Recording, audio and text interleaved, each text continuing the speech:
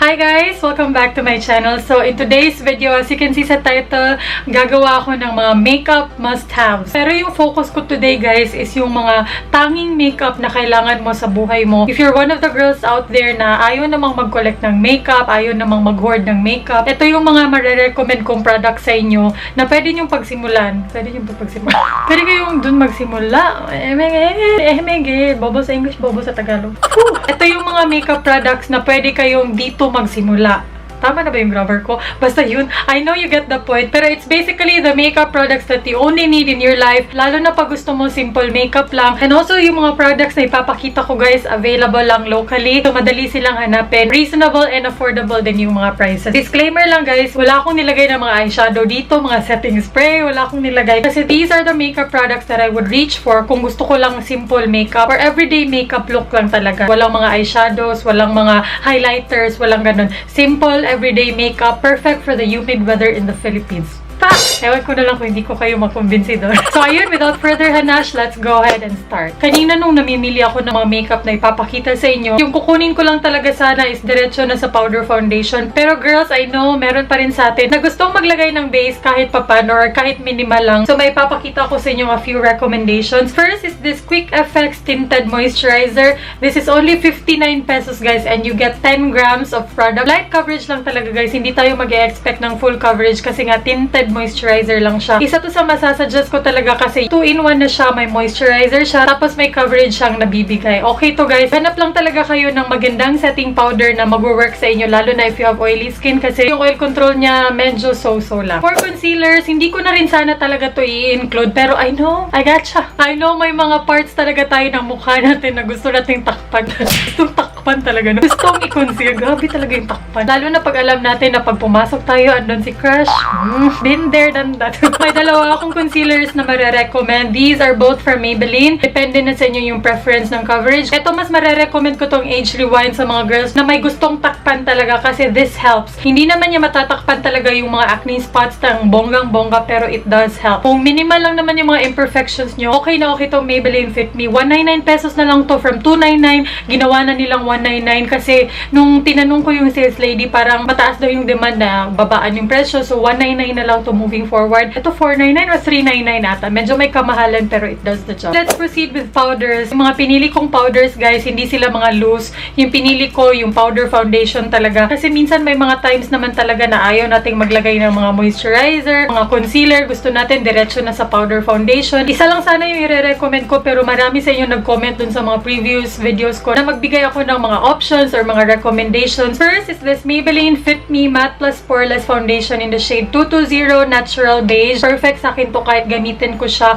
alone. Okay to kasi maganda yung coverage niya. Hindi naman siya ganun ka full coverage guys pero it does mattify my face. Tapos para sa akin decent na yung coverage na nabibigay niya. Hindi naman ganun kabongga yung oil control niya pero madali lang siyang i-touch up. And siguro guys, one thing that really helps talaga na ma-appreciate mo yung mga foundations is tamang shade talaga yung kunin mo. Dun ko mas lalong na-appreciate talaga yung nagagawa ng mga powder foundation or even liquid foundations. Pag tamang-tama yung shade, dun ko mas na-appreciate na maganda yung foundation. Ganun. So, it's really, really important na you get the perfect shade. The next powder is the LA Girl Pro Face High Definition Matte Pressed Powder. Yung pinaka gusto ko dito is yung texture niya. Sobrang smooth. Sobrang fine ng mga powders nila. Maganda siya sa skin, guys. Lahat ng mga ipapakita ko sa inyo, maganda sa feeling sa skin. Kahit na sponge or brush yung gamitin nyo, maganda silang i-apply. Last but not the least is the powder foundation that I have on right now. Ngayon ko lang to nagamit pero gusto ko na siya. Hindi ko pa alam kung okay ba yung oil control nito. So, kung mauuna yung review ko nito, panoorin nyo na lang yung review ha. Pero for now, gusto ko siya guys. This is the L'Oreal True Match Even Perfecting Powder Foundation. I am in the shade Nude Beige. Maganda siyang tingnan sa mukha. Gustuhan ko rin yung packaging niya kasi nga malaki yung mirror as what I've said sa review. Tapos may kakaiba siyang sponge na kasama. Yung parang sobrang smooth na sponge. This is really perfect kung ayaw mo mag-liquid foundation. Ito lang, okay na yung coverage na nabibigay niya. For the next makeup product that you only need powder foundation lang guys, okay na. Hindi nyo naman kailangan tong tatlong to. Mamili na lang kayo kung ano mas magugustuhan nyo. Next guys is a contouring powder. Kanina rin parang nag-iisip ako, isasali ko pa ba tong contour? Kasi para sa akin, hindi naman siya ganun ka-necessary. Pero alam ko may mga girls din dyan na gustong-gusto mag-contour and sometimes need the help of contour. Hindi na tayo magpapaka-etches kasi ang bilog ng mukha ko, kailangan ko talagang mag mag-contour paminsan-minsan. So, yung masasuggest ko na locally available is the Shawil Makeup Perfect Powder in the shade 003. Tingnan niyo yung shade niya. Medyo nasa cooler undertone, kaya perfect siya for contouring. Huwag niyo damihan agad kasi mas mahihirapan kayong mag-blend. Konti-konti lang, tapos tsaka niyo siya i-build up. Kung gusto mo medyo contoured ka talaga, lakakan mo. Pero kung for school lang, huwag mo gaanong damihan. Pag madami akong nalalagay, madali naman siya i-blend. Ayan, the power of contour. Next is blush. Of course, hindi mawawala ang blush, guys, kasi blush is light. I know marami na akong na-recommend na blush. Kung gusto nyo pa ng other options, guys, isa lang kasi yung ipapakita ko today kasi gumawa na ako ng top 5 favorite blushes. Panoorin nyo na lang yun kung gusto nyo pa ng other recommendations. For now, yung masasuggest ko is this Careline Oil Control Blush On in the shade Peach Glow. Marami silang shades na available pero ito lang yung meron ako and it's really, really good. For 90 pesos, okay na siya. Tamang-tama talaga sa pangalan niya, Peach. Pero nakalagay kasi sa pangalan Peach Glow. Wala siyang glow sa kanya. This is completely matte. Wala siyang shimmer sa kanya kaya ko siya nagustuhan din. Next, pangkilay tayo. May dalawa akong pangkilay na ipapakita. The first one is this Shido Eyebrow Pencil in the shade Dark Brown ata to, guys. Sobrang tagal ko nang gumagamit nito, as in parang nagsisimula pala ako sa YouTube na gumagamit na ako nito. And lagi kong sinasabi sa inyo na pag naghahanap kayo ng sobrang murang eyebrow pencil that works, Nichido has it. Parang yung full size, less than 100 lang. Tapos yung maliit na size, 36 something lang. Kahit anong kulay ng buhok ko, nagagamit ko talaga to. Pwede ka nang magsimula dito bago ka mag-Anastasia, mga Sigma, mga ganun. Another recommendation is the Fashion Brow 3D Brow and Nose Palette in the shade Light Brown. Ito sana yung i-recommend ko kasi ito yung favorite ko as of the moment. Pero medyo may kamahalan to. Ito naman, madalas kasing nagsisale yung Maybelline, kaya ito na lang yung i-recommend ko. Marami kang pwedeng magawa dito kasi aside from maganda siyang pangkilay, pwede mong gamitin pang eyeshadow and pang contour tong dalawang to. I tried, okay naman, madali naman silang i-blend. Yung wax kasi yung lagi kong ginagamit, tapos itong powder din na nasa gitna. Hindi ako magme-mention ng eyeshadow, guys. Diretso na tayo sa mascara. Before the mascara, of course, you need an eyelash curler in your life. Never akong naglagay ng mascara na hindi ko muna kinurl yung lashes ko. Yung na ginagamit ko ever since I started makeup is the Nichido Eyelash Curler. 75 pesos lang to. Beware lang kasi the first time you use it, pag bagong-bago pa siya, medyo hindi pa siya ganun ka-okay gamitin. Pero the more you use it, the more mas gumaganda yung performance ng curler na to. Saban, bebe? Miss you too.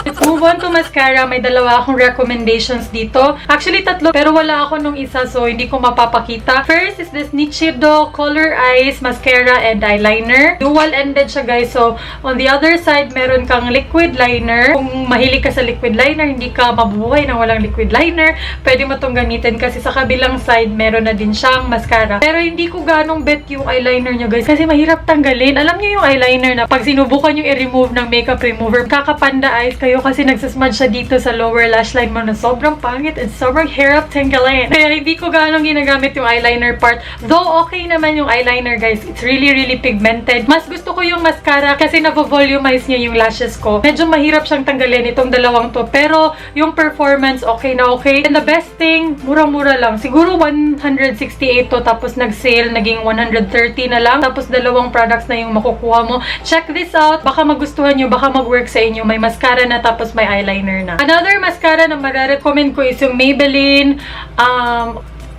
Maybelline Hyper Curl Mascara. Yun, isa rin yun sa mga the best mascara na na-try ko. Hindi nga lang ako nag-repurchase kasi sandamakmak na ang mascara ko dito. Hindi ko na alam kung paano sila ubusin kaya hindi na ako nag-repurchase. Pero that is one of the best mascaras. Murang-mura lang. 199 lang ata. Tapos pag nag-sale, 149 na lang. Yung mascara na marirecommend ko na locally available, na favorite ko ngayon is the L'Oreal False Lash Waterproof Miss Manga. Maganda to, guys, kasi nabo-volumize and nalalengthen niya yung lashes ko. Minsan lang yun sa mga mascara na lengthening tapos volumizing and hindi siya nagsasmudge. The best part, hindi siya nagsasmudge. May mga mascaras kasi like the Marc Jacobs, sobrang mahal pero nagsasmudge, parang sayang lang pera mo. So, okay na to sa akin. Last but not the least, listahan. Magre-recommend sana ako ng mga lip tints pero wala akong lip tints na locally available. Nasa sa inyo na kung gusto nyo mag-lip tint. Pero for lipsticks, kung naghahanap kayo ng mga magagandang lipsticks, ito yung marirecommend ko. I've also done my favorite top 5 lipsticks. So, kung gusto niyo ng more recommendations, check it out. Ilalagay ko yung link sa description box. Pero for now, dalawa yung marirecommend ko. First is itong Maybelline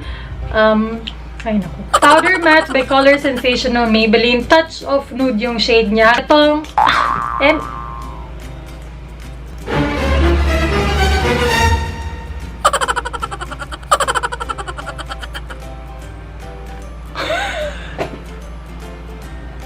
erase. Wala kayong nakita. Sa lahat ng mga Maybelline lipsticks na na-try ko, aside from my favorite shades like Hey Crush, Nude Nuance, ito yung mas marirecommend ko kasi perfect for everyday. This is how the shade looks like. Hindi siya ganun ka light pink, hindi naman siya ganun ka dark pink. Kaya I would highly recommend this shade. Lastly, yung marirecommend ko is the Fashion 21 All Day Matte Lipsticks at tatawag sa kanila. Dalawang shades meron ako, isang bronze, tapos isa All Day Sushi. Kung mas gusto niyo yung darker shade, go for All Day Bronze. Kung gusto niyo ng medyo pink na shade, go for All Day Sushi. Gustong gusto ko tong mga lipsticks na to. Yung formula nito parang humahabol-habol din sa Maybelline. Ayan yung swatches nila. This is bronze, this is All Day Sushi. Depende na lang talaga yan sa preference nyo kung anong lipstick yung mas gusto nyong shade. Yeah, I think yun lang guys. That's it for this video. I hope nakatulong to kasi yung aim ko talaga sa video na to is makatulong sa inyo. Kung nahihirapan pa kayo mag-decide ng mga makeup na gusto nyong itry kasi nga pagkapasok natin sa department stores, sobrang daming makeup yung sasalubong sa atin.